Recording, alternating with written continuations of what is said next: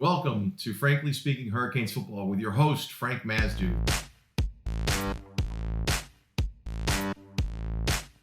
Well, everybody, I want to welcome you to watching Frankly Speaking Canes Football. I'm here with my brother, Robert Powell, and we're here to talk. It's National Signing Day on Wednesday morning, the 15th of December, the year of our Lord, 2022.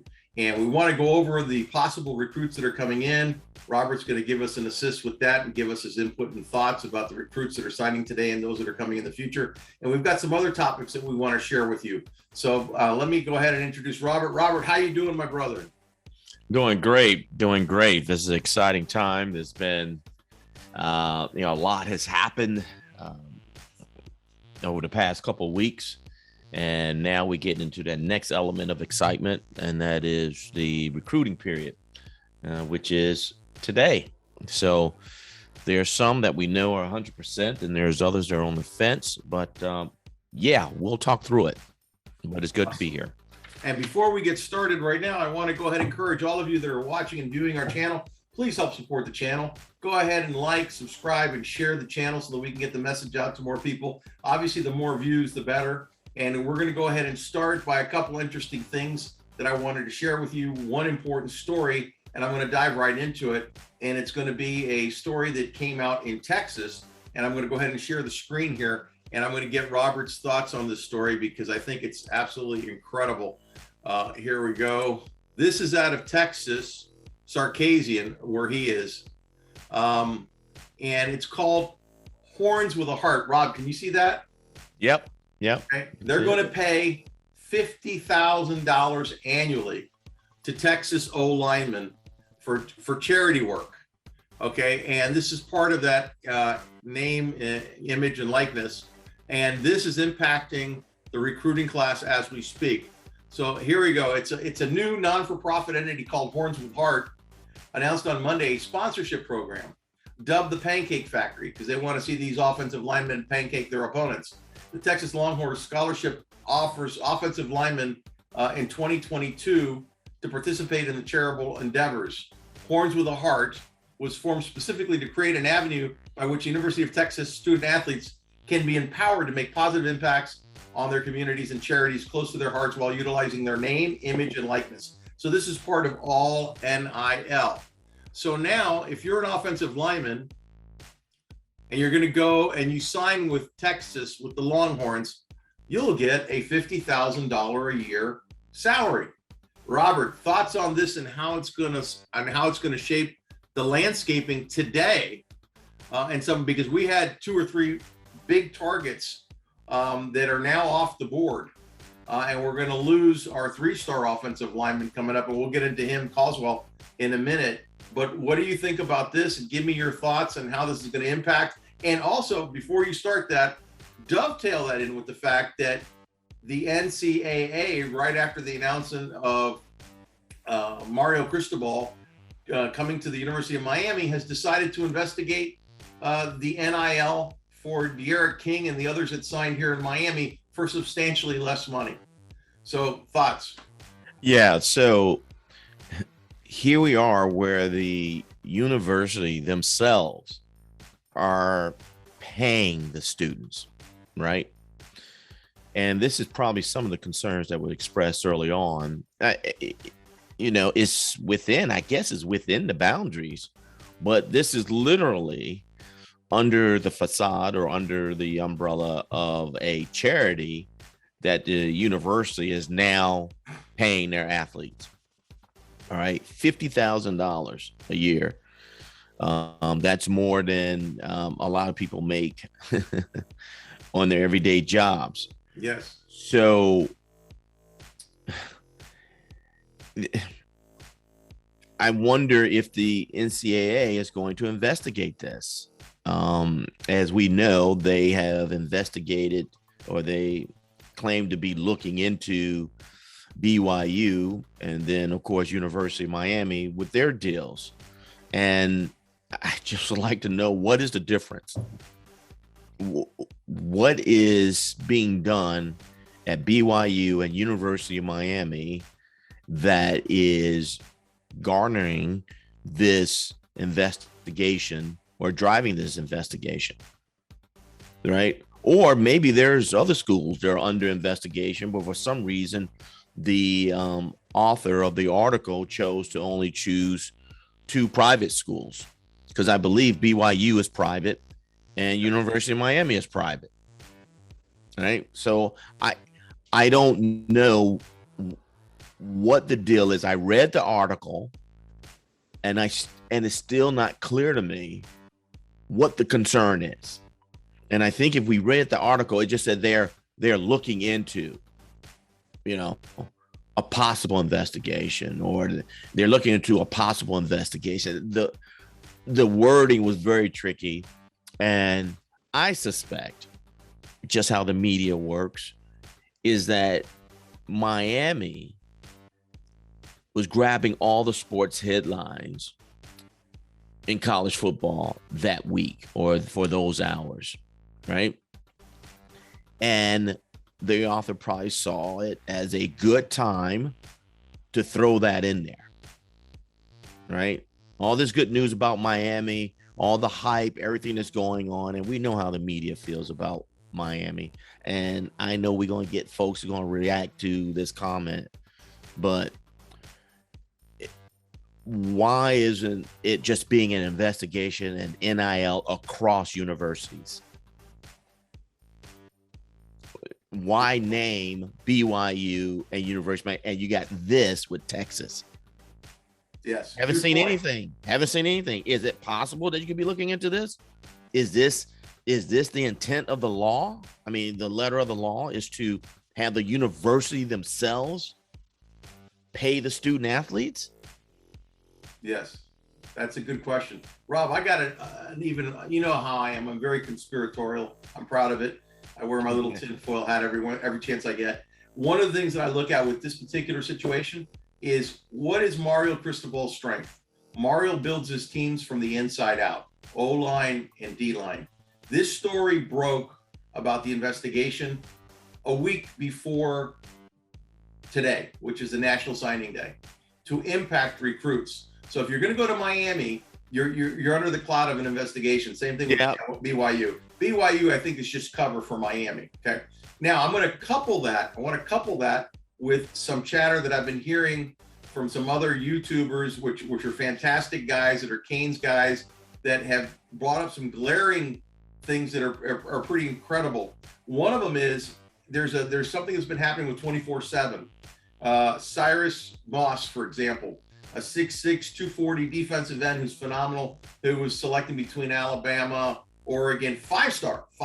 He's a tremendous D end, real strong with Mario, putting off his signing till Friday instead of today.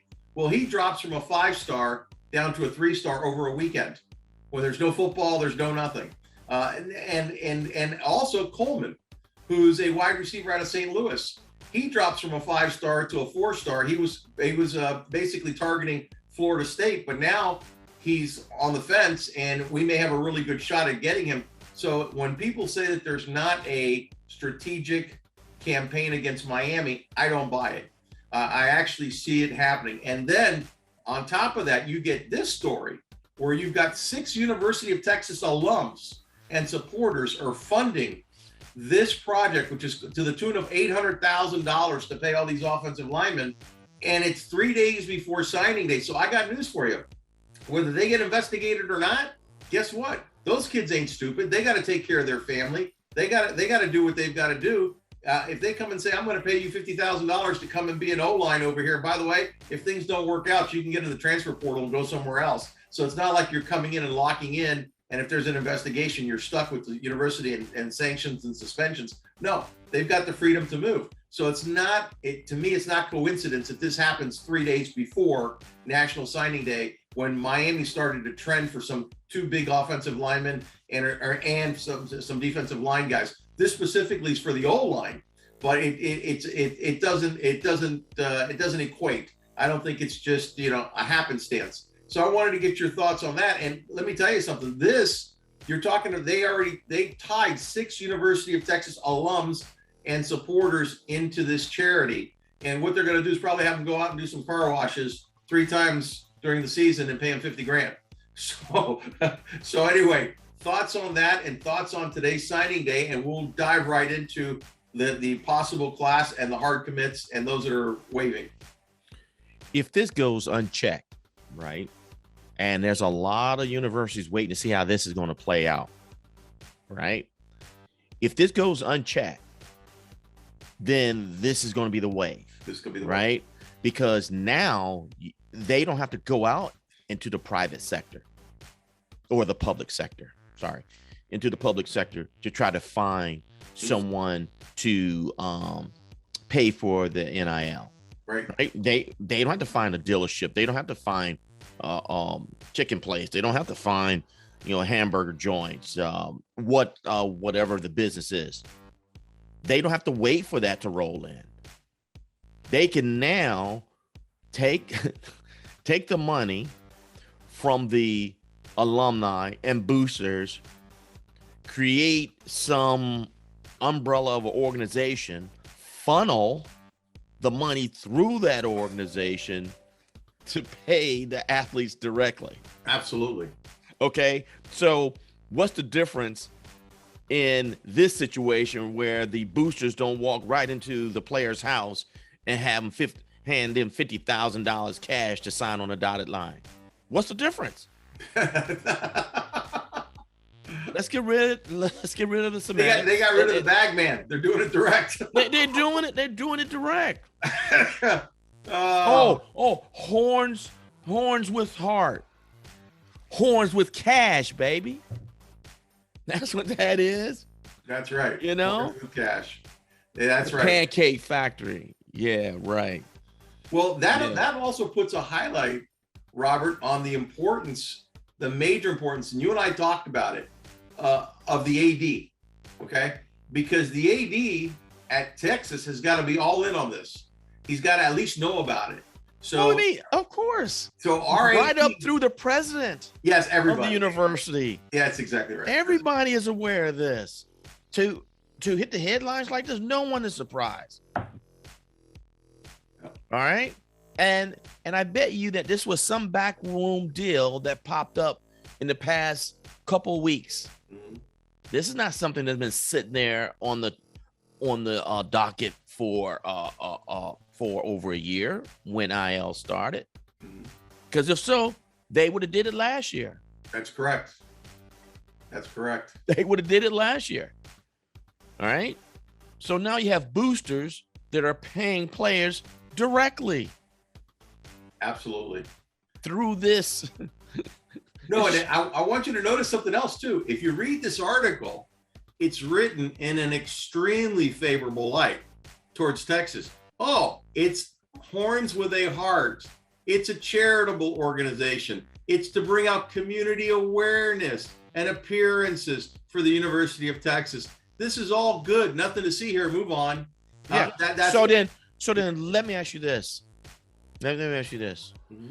Horns of Heart, alumni, if you felt that much about it, why don't you just give the money to the organization themselves? There you go. So here you're paying what, $150,000. I'm sure Horns of Heart can use that $150,000 cash. All right. Now, what the belief is and how they're structured is that, these players can go out, do signings and all that stuff, and then through that, this organization can raise money. Mm-hmm. What? So you believe that they can raise more than $150,000? That's what you believe in, that these guys can go out and they can garner more than $150,000? Correct. And here's what this is a money laundering operation. Of course it is. Because and it's tax-free. It's a tax-free money laundering operation. Pay your fair share and all that hoopla. Well, here I could be a student at Texas. I could be anybody, and I could donate to this charity, get the tax deduction, and help support recruits that I want to go to my school. Okay? Yeah. So I can go out and solicit kids from all over the country and say, listen, I'm a Texas booster. You go there, I'm going to help support this. You're going to make $50,000, and here it goes. And by the way, it's tax-free because it's a not-for-profit charity. So it's a money laundering operation, and the university could probably issue 3 or 4 grants themselves from the board of directors, the trustees. They could say, we're gonna do a grant. We're gonna give them a grant from the university, maybe a research study grant, whatever it may be. But it does tip the balance of the scales dramatically for one of the most important positions in college football, which is offensive line. It makes a huge impact. And if you were a 4-star or 5-star and you were choosing between Alabama, Miami, Clemson, any of the major schools, and you were in Notre Dame, LSU, Gators, you would look at this and say, I'm going to go play for free, try and earn a spot that I'm not guaranteed and not get paid. And I can go to these guys and get 50 grand for the first year. If I don't like it, at the end of the year, I can transfer out. It's a no-brainer. It's a no-brainer. And all these kids, it turns the universities into a minor league system, a paid minor league system for pro football. Now, I think the players should get paid. I don't see anything wrong with this if all of the universities are able to do this. But then what's going to happen is you're going to have people crying foul that the universities with the biggest bucks are going to be recruiting the highest kids, the most talented kids. And there's going to be an imbalance in the league. And that will happen because the major universities with the huge donor base are going to be able to lure. And why stop at offensive line? Why don't you have a heart for whatever, compassion or whatever? Oh, you don't think that's where that's growing into? Yeah, that's exactly what's going to happen. Exactly. I mean, like I said, if this is not challenged, it's going to grow. Other universities are going to do it because now you don't have to wait for a contract to be signed with a player you want. Exactly. Right? Because they recognize, as across the country, and I've said this before, that line, the offensive line and the defensive line, are the most important positions on the field. However, you're not hearing about these NILs at that level. That's correct. Right?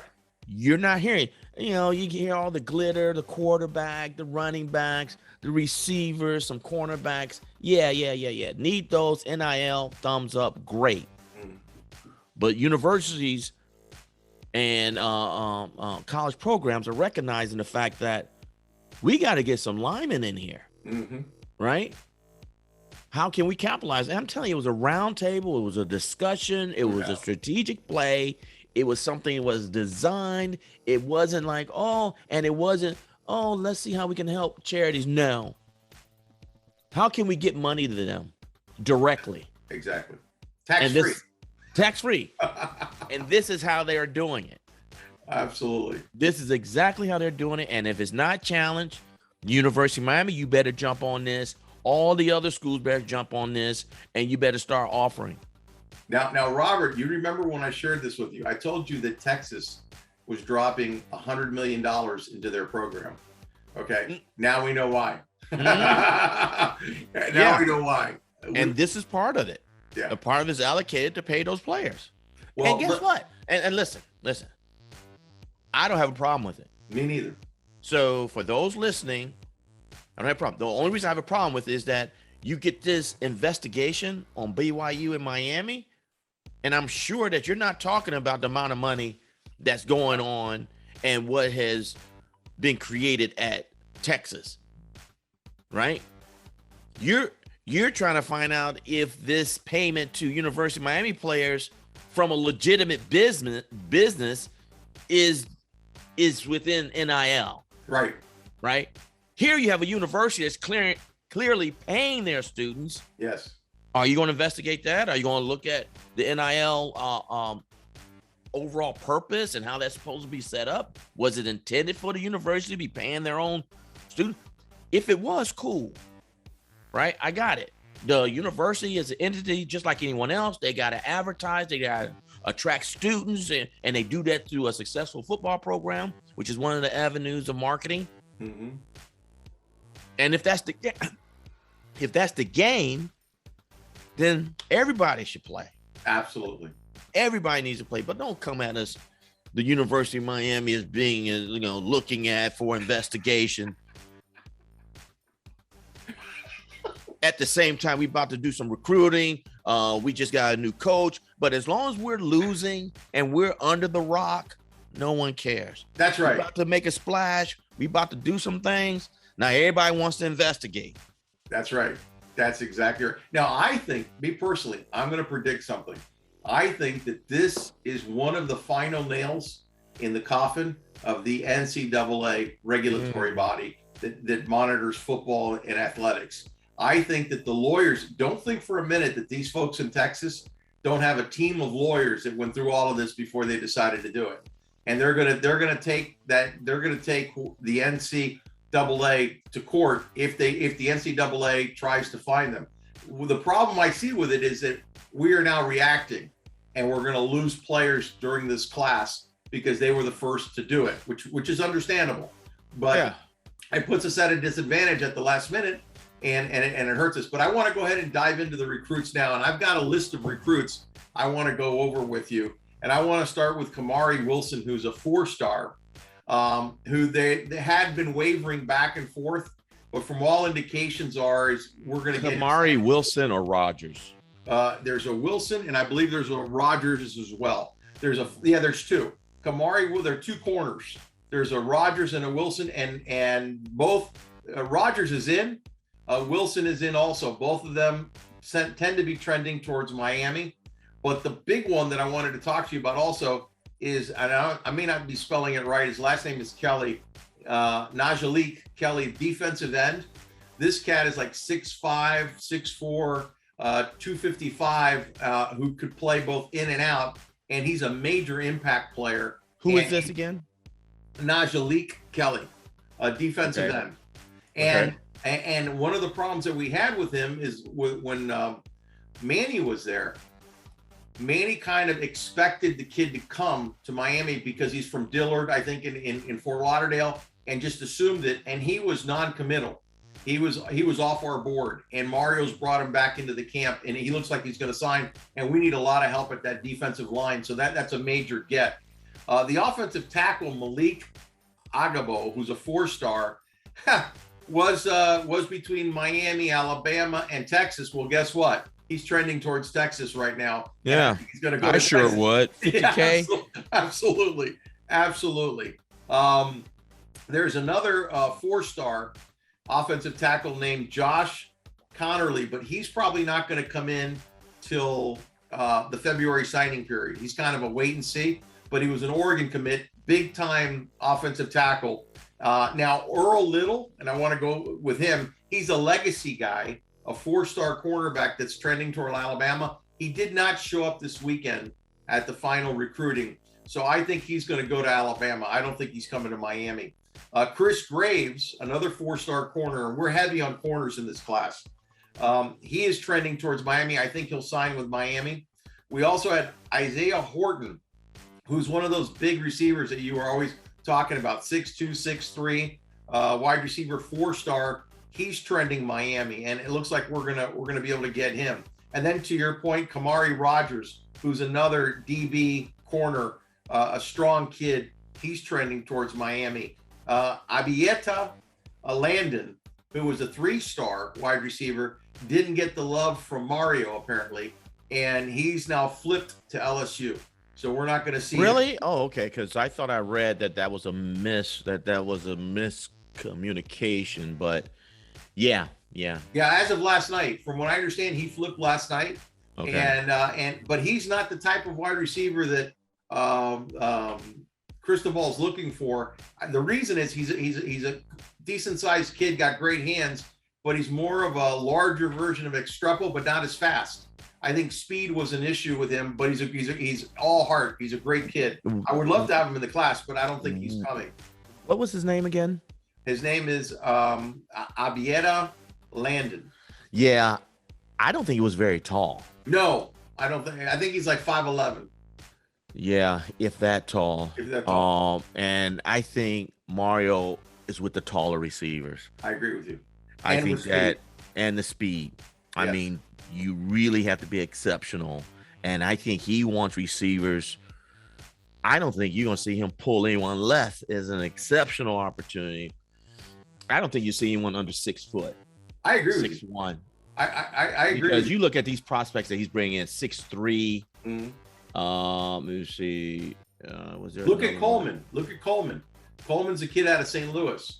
Yeah, how tall is he? I don't show him on my list. I think he's 6'2", 6'1" or 6'2", and Coleman's got blazing speed out of St. Louis. He's a 5-star, which, by the way, is the kid that I told you about that got downgraded to a 4-star because now he likes Miami. Yeah. So that's gonna obviously they're gonna start taking stars away from him. And then we've got Wesley Besainth, and I'm not probably his last name, the linebacker, and he's at 205, 6'2", 205 pounds. But they're actually projecting that he could come in and start right away because of it. And he's a 3-down player. In other words, he's not a player you need to take off the field because you've got a lot of passing going on. So that's something that's very positive. But you know how I feel about that coming in right. Yeah, you're right. Play as a freshman at 205 at a linebacker. Yeah, I agree with you. I think if we get him up, put on 20, 25 pounds, at 6'1", he'll probably grow another inch or so. He'll be like 6'2", nice size, a year in the program.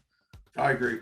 But I think it's just such a difference from high school to at the next level, particularly at linebacker. There's no doubt. And then you've got Coswell Falentha, which I hope I pronounced it correctly. He's a 3-star O-line that, again, to your point, Robert, he didn't get a lot of priority when Mario became head coach because he's a 3-star offensive lineman.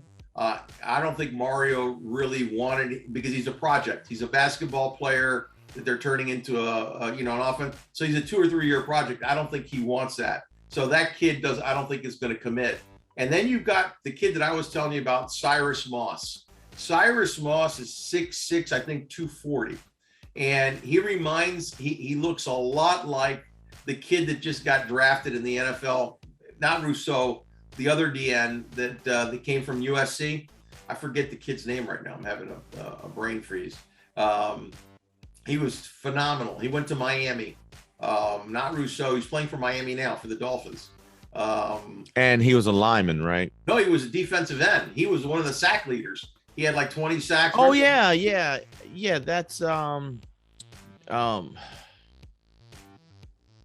Jalen Phillips. Phillips. That's it. Yeah. You're correct. He's a lot like Jalen Phillips. Now, he was supposed to sign today, but last night he said that he was going to wait till Friday because he wasn't sure what he was going to do yet. Alabama's pushing hard, or Oregon, Tech, they're all pushing hard, and he's going to wait till Friday to make a decision, which is good for us. The longer they wait, the better, because it gives Mario a chance to meet with them and talk to them.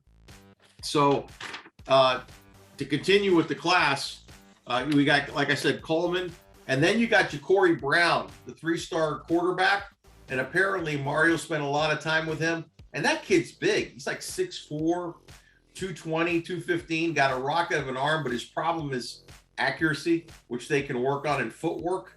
And that kid's a kid that could be the future after Garcia. Now, rumor is that if TVD doesn't leave after next year, Garcia may enter the portal. But I think TVD has a great year next year, and I think he'll be in the pros after next year. But that's it. Now, here's another interesting one. There's tight end Skinner. Now, this cat is huge. He's 6'5", 6'6". He's kind of like a Arroyo, and kind of that similar type, a 4-star. But here's what's interesting. He was Oklahoma commit and an Alabama, looking at Alabama and Oklahoma. He was told, and I think the same thing with Cyrus, that you can't make a visit if you're an Alabama commit to another team. And he came over the weekend.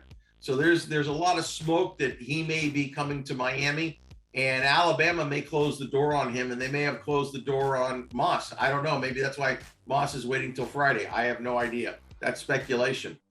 There's also offensive lineman Dave Lilu, who's a 4-star Oregon commit, but he's not going to commit till January 2022.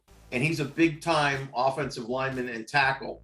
But to your point, there's a linebacker named TJ Dudley, who is an Oregon commit who decommitted. He's a 3-star, but he's a 220-pound, 6'1" or 6'2" already. Got it. Already, and he's ready to come on board. Hopefully in 2022. And then the last to go over this would be the last two that I want to review, and then we'll call it a day because we got this coming up. Is Ahmad Moulton. Moulton. Now you know him because his brother played for Miami, and he's looking to sign in 2022. And he's a defensive tackle, 6'4", 300 pounds, big guy. And I think we're going to get him, but that's going to be till January or February. And then Marvin Jones could be a surprise.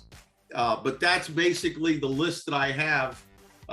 Any thoughts? And if not, we'll call it a day, and we'll look at what happens today, and we'll keep watching. Well, thank you, Frankie, for that overview, and doing all that research, spending the time doing that for the listeners. Yeah, I think it's a very, very exciting time. And you never throw away a recruiting class. You never do that. It's always important. But considering what we've gone through this time of transition, I think the most important recruit that we got as a University of Miami is our coach. Absolutely. All right. A proven entity.